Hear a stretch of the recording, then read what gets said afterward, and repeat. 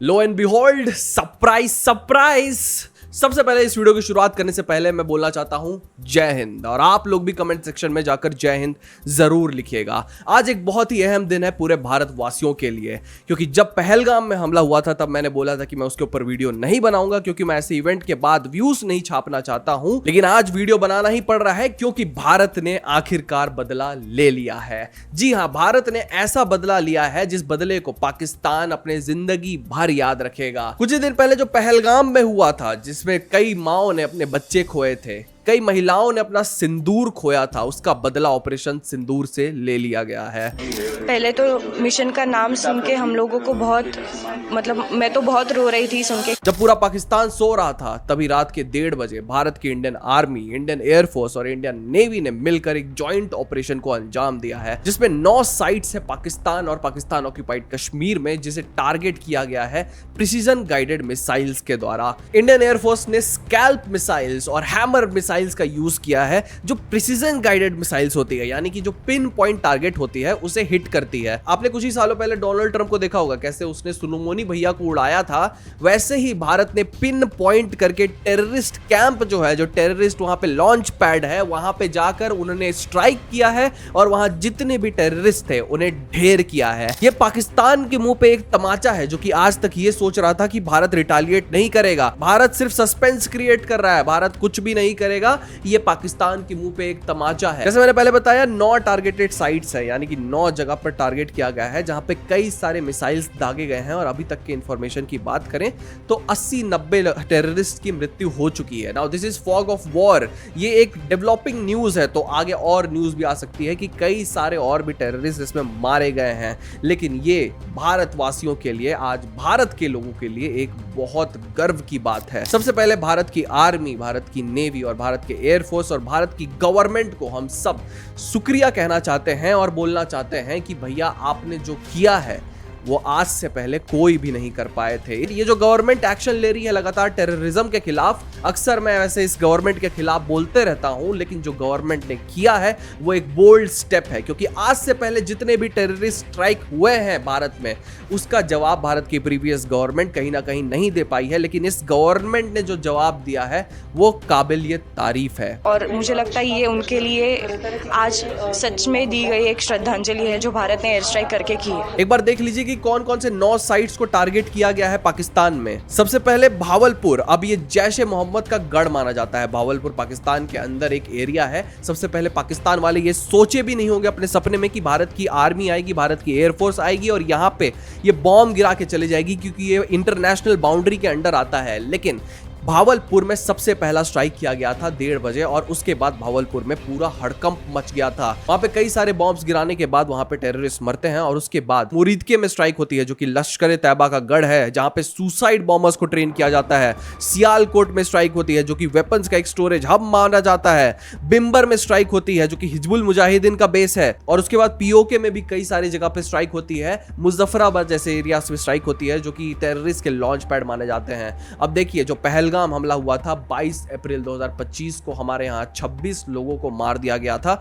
और सीधा इसमें इन्वॉल्वमेंट बताया जा रहा था पाकिस्तान का। 48 घंटे लगे थे बस इंडियन इंटेलिजेंस एजेंसीज को यह पता करने में कि इसमें डायरेक्ट हाथ पाकिस्तान का है। और उसके बाद इंटरनेशनल लेवल पे बार बार पाकिस्तान को यह बोला जा रहा था कि भैया आपके घर के अंदर, पाकिस्तान के अंदर टेररिस्ट पल रहे हैं, आप इसके खिलाफ एक्शन लीजिए, नहीं तो हम एक्शन लेंगे। पाकिस्तान क्या किया, जो कि हिस्टोरिकली वो बार बार करता हुआ आया है, उसने डिनाई किया क्लेम कि हमारे यहां टेररिस्ट है ही नहीं। इनफैक्ट हम एक ऐसे नेशन है जो कि लगातार टेररिस्ट से लड़ते हुए आए हैं, हम तो फ्रंट लाइन में लड़ रहे हैं टेररिज्म से। These are terrorist camps that they are hitting. Let me make it very clear, there are no terrorist camps in Pakistan. Pakistan is a victim of terrorism.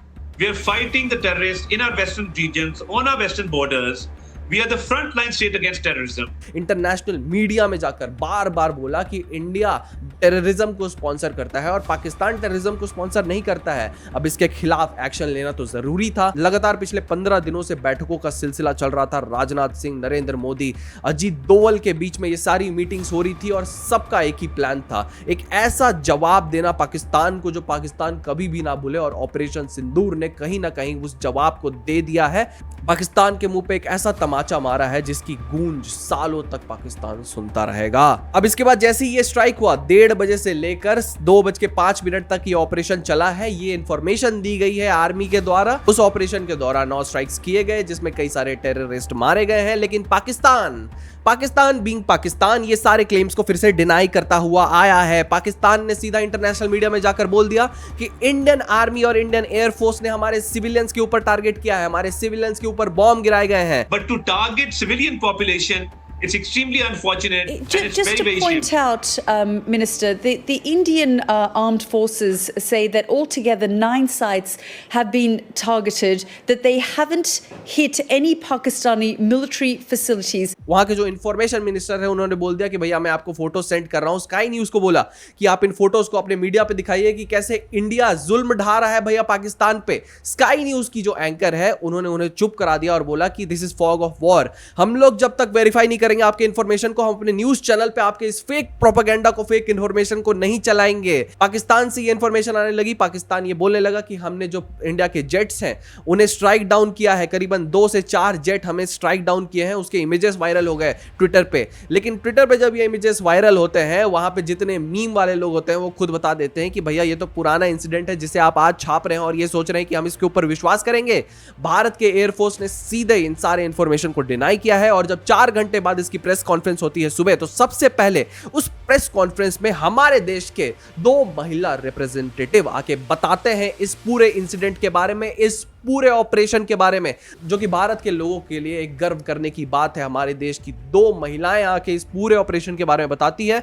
वो सैटेलाइट इमेजेस दिखाती है, वो दिखाती है कि कैसे पिन पॉइंटेड टारगेट किया गया है और हम नहीं चाहते हैं कि इसमें एस्केलेशन हो, इसीलिए हम पिन पॉइंट टारगेट किए थे, 0 कोलैटरल डैमेज। आप ये समझिए जब एक बॉम्ब गिराया जाता है उसके आसपास जितने भी एरिया में लोग रहते हैं, मासूम लोग वो मारे जाते हैं, उसे कोलैटरल डैमेज बोला जाता है। लेकिन इंडियन आर्मी, इंडियन एयरफोर्स के हिसाब से 0 कोलैटरल डैमेज हुआ है क्योंकि हमने पिन पॉइंटेड स्ट्राइक्स किए हैं। बार बार जो पाकिस्तान बोल रहा है कि हमारे सिविलियंस मारे गए हैं, एक भी सिविलियन नहीं मारा गया है, सारे के सारे टेररिस्ट मारे गए हैं। लेकिन इस चीज को भी पाकिस्तान एक्सेप्ट नहीं करेगा। जैसे उन्होंने 1999 में जब कारगिल वॉर हुआ था तब ये एक्सेप्ट नहीं किया था कि हमारे सोल्जर्स वहां पे जाके लड़ रहे हैं। उन्होंने ये बोल दिया कि भैया ये दूसरे लोग हैं, आपके कश्मीर के ही लोग हैं जो ये आपके खिलाफ लड़ रहे हैं वहां पे। लेकिन जब पाकिस्तान के सोल्जर्स की बॉडी पाई जाती है वहां पे, तब पाकिस्तान को एक्सेप्ट करना पड़ता है कि हम 1999 में कारगिल वॉर में हमारा भी भैया हाथ था। अब इसके बाद 26/11 हुआ, ना जाने कितने टेररिस्ट एक्ट हुए भारत में, जिसमें बार बार पाकिस्तान ने बोला कि हमारा कोई हाथ ही नहीं है, हम टेररिस्ट को यहाँ पे शेल्टर देते ही नहीं है। लेकिन फिर एक ऐसा इंसिडेंट होता है जो पाकिस्तान को पूरे दुनिया के सामने एक्सपोज कर देता है। ओसामा बिन लादेन को यूएस घुस के मारता है पाकिस्तान में और सबको पता चल जाता है कि भैया पाकिस्तान टेररिज्म को शेल्टर देता है। United States has conducted an operation that killed Osama bin Laden, the leader of Al-Qaeda, and a terrorist who's responsible for the murder of thousands of innocent men, women, and children. अब इस particular strike से पूरा भारत कहीं ना कहीं खुश है। आपको यह भी समझना है कि इस स्ट्राइक के बाद पाकिस्तान की आर्मी ने सबसे पहले यह बोला कि भैया हम रिटालिएट करेंगे। सब जगह यह बोला कि भैया हमारा हक है रिटालिएट करने का, हम रिटालिएट करेंगे। लेकिन जैसे ही उनको पता चलता है कि भारत की इकोनॉमी एक्चुअली में बहुत ही ज्यादा बड़ी है पाकिस्तान से और पाकिस्तान गरीब होता जा रहा है, आईएमएफ से लोन मांगने जाता है, आईएमएफ लोन नहीं देता है, चाइना से लोन मांगने जाता है, चाइना को बोलता है पूरा पाकिस्तान खरीद लो, चाइना अब लोन नहीं दे पा रहा है पाकिस्तान को। जितने भी टर्की के वॉर हेड यहाँ पे आके बैठे हुए हैं वो भी नहीं चाहते यहाँ पे वॉर हो। तब पाकिस्तान के जितने भी जनरल होते हैं वो बोलते हैं कि अगर इंडियन आर्मी अभी यहाँ पे शांत हो जाती है और कोई और एक्शन नहीं लेती है तो we will refrain from taking any action. ये पाकिस्तान की आर्मी के लोगों का ये एक बयान है। वो सबसे पहले बोलते हैं कि हम एक्शन लेंगे, उसके बाद डर जाते हैं हम एक्शन नहीं लेंगे। भैया एक्शन लेके तो दिखाओ, इंडियन आर्मी खड़ी है वहां पे। लेकिन आज मैं ये बोलना चाहता हूं इस वीडियो के माध्यम से, मॉक ड्रिल्स होने वाले थे पूरे इंडिया में, कहीं ना कहीं एक वॉर का माहौल बना हुआ है। लेकिन एक वॉर किसी भी कंट्री के लिए अच्छी नहीं होती है, चाहे वो पाकिस्तान के लिए हो या इंडिया के लिए हो। वॉर हमेशा 2 चीजों के बीच में होती है, आर्मी और आर्मी के बीच में होती है। लेकिन आप लोगों ने यूएफसी देखा होगा, एक केज के अंदर 2 लोग लड़ते रहते हैं। ऐसे वॉर नहीं होती है। वॉर अक्सर सिविलियन एरियाज में होती है जहां पे सबसे बड़ा नुकसान इन सिविलियंस को होता है, सबसे बड़ा नुकसान महिलाओं को होता है, जहां महिलाओं का है, जहां महिलाओं को प्रताड़ित किया जाता है। और ऐसे वॉर, ऐसा जो समय होता है, कोई भी नहीं चाहता है कि ऐसा समय ना भारत के ऊपर आए ना पाकिस्तान के ऊपर आए। और भारत के ऊपर तो ऐसा समय आ ही नहीं सकता, क्योंकि हमारी इंडियन आर्मी खड़ी है बॉर्डर में, जो आज पाकिस्तान जो एलओसी में वो सीज फायर का उल्लंघन कर रहा है और फायरिंग कर रहा है, उससे लगातार लड़ रही है। वहां पे आप लोग जो यहां पे इस वीडियो को देख रहे हो सुरक्षित अपने घर पे बैठ के, वो सुरक्षा सिर्फ उस इंडियन आर्मी की वजह से है जो बॉर्डर पे आपके लिए लड़ रही है। Part of Pakistan, there is ceasefire violations that continue. It's been consecutively 10 days now ever since the Pahalgam terror attack has happened. Pakistan को एक मुंह तोड़ जवाब दे रही है, और इस मुंह तोड़ जवाब का पाकिस्तान को बहुत जोर से जरूरत था, क्योंकि जो पहलगाम में हुआ था उसके बाद कोई भी भारतीय चुप नहीं रहने वाला था। हर एक भारतीय लड़ने के लिए तैयार हो गया था। और आज जो इंडियन आर्मी ने किया है, एक ऐसी फीट है जो कई सारे आर्मी वाले और कई सारे देश कभी ये सोच भी नहीं सकते कि वो ऐसा करेंगे। लेकिन इन सब के बाद भी मैं ये बोलना चाहता हूं इस वीडियो के अंत में कि भारत की सिक्योरिटी को और भी ज्यादा मजबूत करने की जरूरत है, क्योंकि पहलगाम में जो अटैक हुआ है, अक्सर हम भूल जाते हैं। उरी अटैक जो हुआ था, उसके बाद जो पुलवामा में हुआ था, ये सारे अटैक्स होने के बाद भारत कोई ना कोई छोटे छोटे ऑपरेशन करता है, लेकिन उसके बाद भूल जाता है कि भैया टेररिस्ट को पालता है पाकिस्तान। जितने टेररिस्ट मारेंगे हम, उतने और वहां पे पैदा होते जाएंगे। तो भारत को सख्त मेजर्स लेने की जरूरत है, इंटरनेशनल स्टेज पे पाकिस्तान को खड़ा करने की जरूरत है, और वहां पे घुटने टिकवाने की जरूरत है। टेररिज्म को हटाना जरूरी है पाकिस्तान से, और भारत को अपनी सिक्योरिटी पे भी बहुत ज्यादा ध्यान देने की जरूरत है। पहलगाम में जो हुआ वो कहीं ना कहीं सिक्योरिटी फेलियर की वजह से भी हुआ था। वहां पे हमारे सिक्योरिटी पर्सनल मौजूद नहीं थे, जबकि वहां पे हजारों टूरिस्ट आके मजा कर रहे थे। भैया वहां पे सिक्योरिटी मेजर्स होने चाहिए थे, और ये भारत की सिक्योरिटी फेलियर थी। सिक्योरिटी मेजर्स को ध्यान में रखना भारत को बहुत ज्यादा जरूरी है। लेकिन आज जो भारत में हुआ है, बार बार मैं इस चीज को रिपीट कर रहा हूं, ऑपरेशन सिंदूर जो हुआ है, वो सच में आज एक गर्व की भावना मेरे अंदर आ रही है। भारत के जितने भी लोग हैं, आज उनको भी गर्व होगा भारत की आर्मी, भारत की नेवी और भारत के एयरफोर्स पे, और खासकर भारत की गवर्नमेंट पे जो इतना बोल्ड स्टेप ले पाई है और एक वॉर के लिए सबको तैयार कर पाई है। जितने भी आर्मी वाले हैं, सबकी छुट्टियां कैंसिल कर दी गई है, सबको बॉर्डर पे भेज दिया गया है कि अगर पाकिस्तान वाले थोड़ा सा भी चू करने की कोशिश करते हैं, थोड़ा सा भी और फायर करने की कोशिश करते हैं, तो अब चुप नहीं रहेगी इंडियन आर्मी।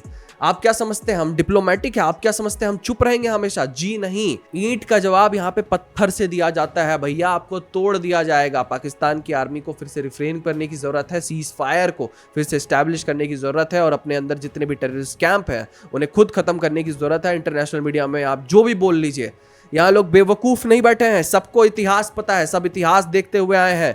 आप जो ग्रे एरिया है, आप जो ग्रे कंट्री है पाकिस्तान, सबको पता है इंटरनेशनल स्टेज पे। तो इंटरनेशनल स्टेज पे भारत का जो आप बेइज्जती कर रहे हैं, जाके आप अपना देश संभालिए। 300 रुपए पेट्रोल मिल रहा है ना वहां पे, रोटी के लिए लाइनें लगानी पड़ रही है लोगों को, सब पता है। आज पूरे दुनिया को पता है इन सारी बातों के बारे में। देखिए आपको कैसी लगी वीडियो, हमें कमेंट सेक्शन में जरूर बताइएगा। जय हिंद लिख के जरूर जाइएगा, और हमारे चैनल को सब्सक्राइब करना मत भूलिएगा। आज की वीडियो बस इतना ही, मिलते हैं अगले वीडियो में।